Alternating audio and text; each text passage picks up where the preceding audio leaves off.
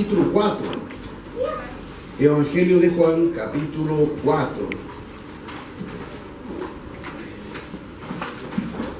En el Evangelio de Juan, capítulo 4, mis hermanos, es donde se encuentra la palabra de este día. Bien, y cuando hagamos la lectura, vamos a comenzar a ver lo que el Señor nos dice de los primeros versículos. No solamente sobre el encuentro de Jesús y la mujer samaritana, sino que desde el primer versículo, para que veamos el significado profundo que tiene todo ese texto y ese contexto. Gloria a Dios. Amén. Y hacemos lectura de esta palabra en el nombre del Padre, del Hijo y del Espíritu Santo. Amén. Amén. Dice así la palabra de nuestro Señor Dios.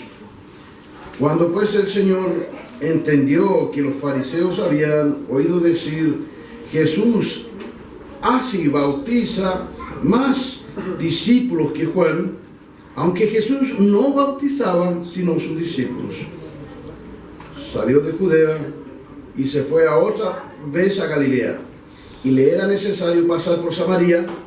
Vino pues a una ciudad de Samaria llamada Sicar, junto a la heredad de Jacob. Dio a su hijo José, y estaba allí el pozo de Jacob. Entonces Jesús, cansado del camino, se sentó así junto al pozo. Era como la hora sexta. Vino una mujer de Samaria a sacar agua, y Jesús le dijo: dame de beber, pues sus discípulos habían ido a la ciudad a comprar de comer. La mujer samaritana le dijo: ¿cómo tú, siendo judío, me pides a mí de beber, que soy mujer samaritana? Pues porque judíos y samaritanos no se tratan entre sí. Respondió Jesús y le dijo: si conocieras el don de Dios, a quien es el que te dice: dame de beber, tú le pedirías y él te daría agua viva. La mujer le dijo: Señor, no tienes con qué sacarla, y el pozo es hondo. ¿De dónde pues tienes el agua viva? ¿Acaso eres tú mayor que nuestro padre Jacob, que nos dio este pozo, del cual bebieron él, sus hijos y sus ganados? Respondió Jesús y le dijo: cualquiera que bebiere de esta agua volverá a tener sed, mas el que bebiere del agua que yo le daré no tendrá sed jamás, sino que el agua que yo le daré será en él una fuente de agua que salte para vida eterna. La mujer le dijo: Señor, dame esa agua, para que no tenga yo sed, ni venga aquí a sacarla. Jesús le dijo: ve, llama a tu marido y ven acá. Respondió la mujer y dijo: no tengo marido. Jesús le dijo: bien has dicho, no tengo marido, porque 5 maridos has tenido, y el que ahora tienes no es tu marido. Esto has dicho con verdad. Le dijo la mujer: Señor, me parece que tú eres profeta. Nuestros padres adoraron este monte, y vosotros decís que en Jerusalén este es el lugar donde se debe adorar. Jesús le dijo: mujer, créeme que la hora viene cuando ni en este monte ni en Jerusalén adoraréis al Padre. Vosotros adoráis lo que no sabéis. Nosotros adoramos lo que sabemos, porque la salvación viene de los judíos, mas la hora viene, y ahora es, cuando los verdaderos adoradores adorarán al Padre en espíritu y en verdad, porque también el Padre tales adoradores busca que lo adoren. Dios es espíritu, y los que le adoran en espíritu y en verdad es necesario que adoren. Amén y amén. Gloria a Dios. Oramos. Señor Dios Todopoderoso, Padre amado, Dios eterno, que el poder y la fuerza que está en ti, Señor Jesús, esté también en este predicador, Señor, en tu siervo, en este vaso de barro, y también sobre todos los que están aquí para escuchar tu palabra, porque todos estamos para escuchar tu palabra, oírla, aprenderla, comprender, Señor, para que así, Señor, como aquella mujer samaritana, Señor, que no sabía cuál era tu poder, cuál era el agua viva que nace de ti, nosotros, Señor, ya lo sabemos, y también queremos beberla en abundancia, Señor. Te adoramos, te glorificamos y te invocamos, Señor Jesús, por todo siempre. Amén. Glorias a ti. Amén. Mis hermanos, los fariseos veían que nuestro Señor Jesús, según su visión, hacía como lo hacía Juan el Bautista, anunciando el reino de los cielos. En ese tiempo, cuando el Señor fue bautizado y comenzó su ministerio, bueno, había muchos bautismos. Así como Juan el Bautista bautizaba para arrepentimiento, después también lo hacían los apóstoles. Y ellos creían que nuestro Señor bautizaba más que Juan el Bautista. Pero el Señor no bautizaba, aquí dice la palabra. Es muy importante ver esto porque el bautismo que el Señor trajo era el bautismo del Espíritu, o sea, el agua viva. Juan el Bautista bautizaba por arrepentimiento para que así arrepentiéndose ese pueblo y entregándose en arrepentimiento al Señor, así ellos tuviesen la remisión de los pecados, la salvación. Entonces vemos aquí que el Señor enviaba a sus discípulos a bautizar, pero la verdadera agua era el Señor, lo es hoy en día y lo será por todo siempre. Amén. Glorias a Dios. Por eso es que es muy importante ver esta explicación sobre la profecía que está escrita aquí, de cómo se nos habla de un pozo, ¿cierto?, donde la samaritana va a sacar agua y cómo el Señor le dice que Él es el pozo de agua viva. El agua es sacada debajo de la tierra.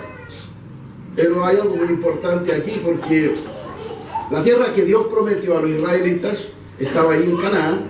Tenía un significado enorme la tierra prometida por Dios a los israelitas, porque el Señor jamás prometió otra tierra a no ser aquella que Dios le prometió a Abraham. Porque el Señor no se agradó de mostrarse a los hombres en ningún otro lugar. No se agradó de mostrarse en Egipto, no se agradó de mostrar en otros territorios o en algún otro lugar o en algún otro tiempo del planeta Tierra. Escogió solamente un lugar, Israel. Entonces, un pozo dado a Jacob, que después pasó a llamarse Israel, muy diferente que un pozo dado a un hombre común y cualquiera o en cualquier otro lugar del mundo. Porque la tierra de Israel era aquella tierra que Dios le había prometido. Es muy importante porque Dios no escogió cualquier tierra. Somos hechos del polvo, ¿cierto? Pertenecemos a esa tierra. Nuestro Señor Jesús se hizo igual a los hombres, como si también fuese hecho del polvo. Sin embargo, sabemos por las profecías y por la verdad revelada por nuestro Señor Jesucristo que el Señor bajó de los cielos, ¿cierto?, refrigerado allí en el vientre de María por Dios, por el Espíritu Santo de Dios, y nada tenía que ver con esa genética de los seres humanos, porque si tuviera que ver con la genética de María, obviamente que sería pecador, no habría sido nuestro Señor. Por eso que nuestro Señor Jesucristo es en forma totalmente diferente que nosotros, que nuestra contextura, porque nosotros venimos de Adán y todos somos pecadores. Pero Jesucristo, del propio Dios, por eso es el Hijo de Dios y el propio Dios en medio de nosotros. Antes, la propia presencia del cuerpo de Cristo entre nosotros, y hoy en día el Espíritu Santo de Dios, que es el propio Jesús dentro de nosotros. Así también cuando Él venga en cuerpo, con todo su poder recogerá aquellos que tenemos su Espíritu. Amén. Glorias a Dios. Y el pozo está ¿dónde? En la tierra, ¿cierto? El pozo tiene que hacerse un hoyo, ¿cierto?, para poderse sacar agua. Tiene una parte que se llama sábanas freáticas y otro, ¿cierto?, que es más para abajo, que hoy en día, porque están contaminados los suelos, tiene que hacerse, más para abajo las partes artesianas para sacar agua, ¿cierto? Bueno, también en ese tiempo tenía que hacerse un hoyo para sacarse agua.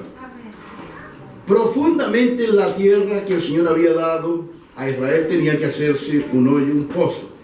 Y también hoy día tenemos que sacar del agua del Espíritu profundamente dentro de nuestro corazón. Ese pozo de agua viva está dentro de nosotros. Es muy importante entender una cosa, que la tierra que Dios prometió a Israel era una sombra de lo que hoy es la verdadera tierra, que es el cuerpo de Cristo, que es tu carne, ¿cierto? Que vas a perder, claro, pero penetra hasta tu alma, ¿cierto? Esa profundeza, y desde allí el Señor, ¿cierto?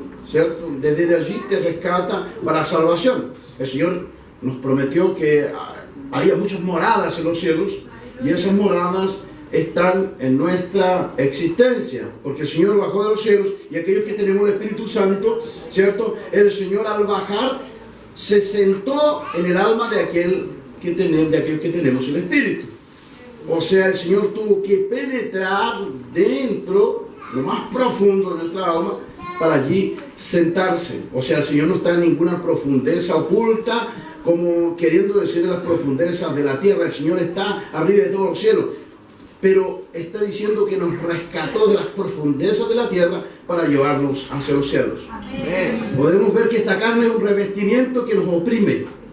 Podemos ver que esta carne es un revestimiento natural que quiere dominar nuestra conciencia. Puede ver que los sentidos que están, ¿cierto?, en nosotros, o sea, actúa la mente con el alma, la expresión del alma a través de la mente humana. Pero esa voluntad del alma pasa por ese cuerpo carnal y viene a expresarse aquella contaminación que Adán tuvo en el paraíso. Y nosotros, cuando hacemos algo, lo hacemos en esa duda muchas veces, ¿cierto? En ese conflicto entre la carne y el alma, el espíritu. Vamos a decir así, la carne quiere que tú hagas las cosas que son animalizadas. El espíritu que Dios nos ha colocado, obviamente que nos lleva a hacer la voluntad del Dios Todopoderoso. Entonces hay un conflicto entre nuestra naturaleza humana carnal y nuestra naturaleza que está ligada, conectada con Dios. O sea, hay dos naturalezas en nosotros.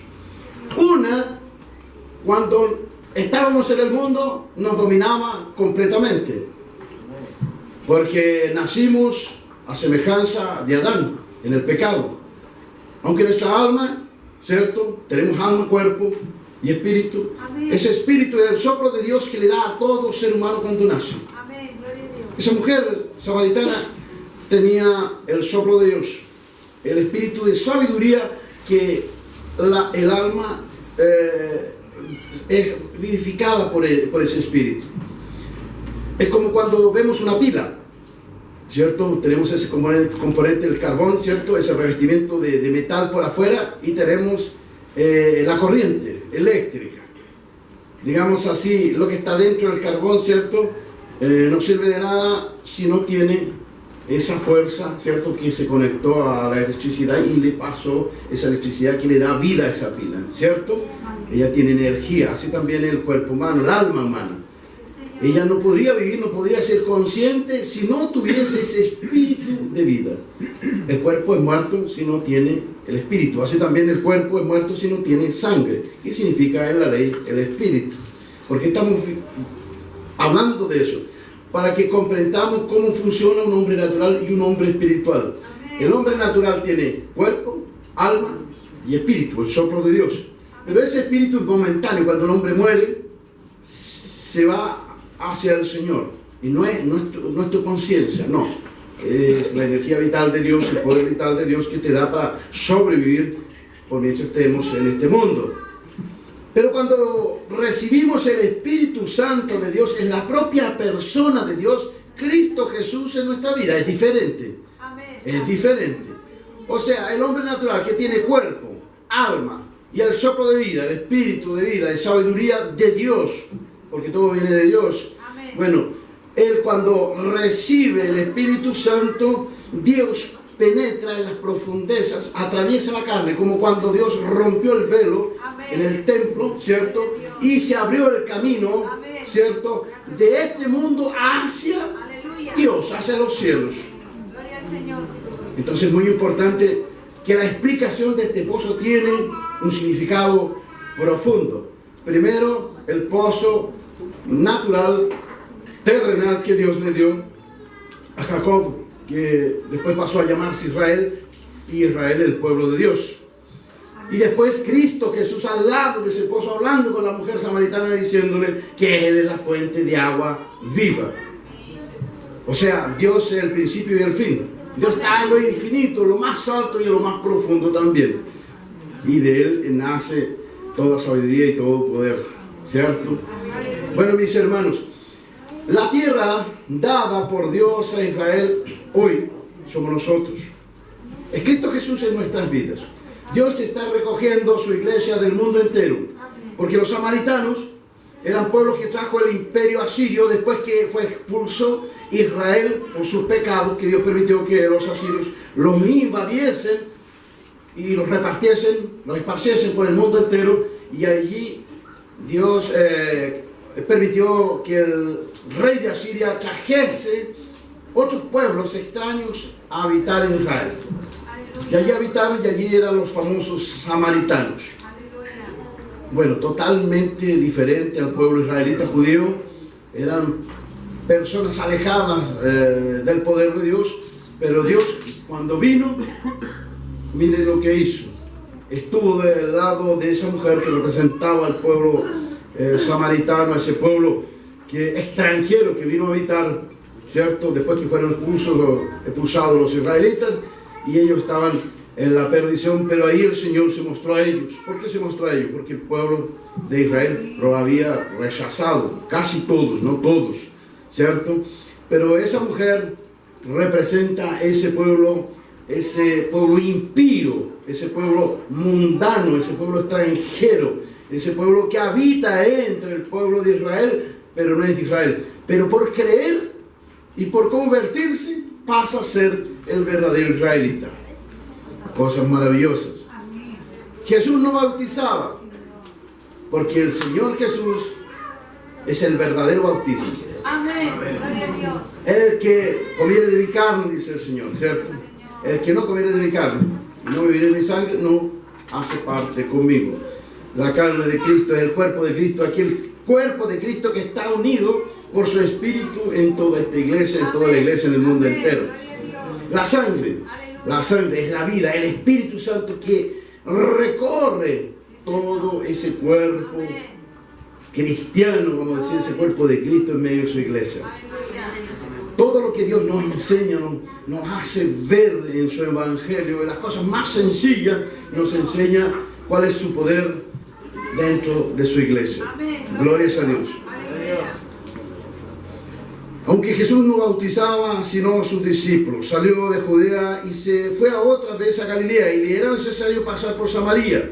Vino pues a una ciudad de Samaria llamada Sicar, junto a la heredad que Jacob dio a su hijo José, y estaba allí el pozo de Jacob. Entonces Jesús, cansado del camino, se sentó así junto al pozo.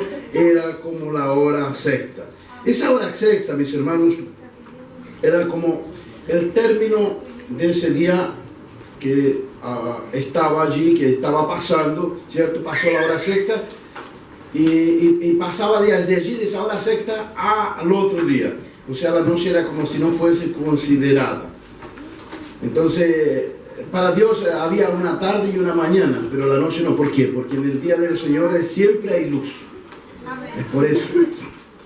La propia creación, cuando nos es descrita en el Evangelio, se nos muestra quién es una tarde y una mañana en la creación. Así también en este momento es muy importante considerar esa tarde, ese paso de la hora sexta hacia adelante, porque estaba entre los dos días y aún era claro, aunque era el atardecer de uno, pero era el inicio de otro en ese atardecer. Digamos así,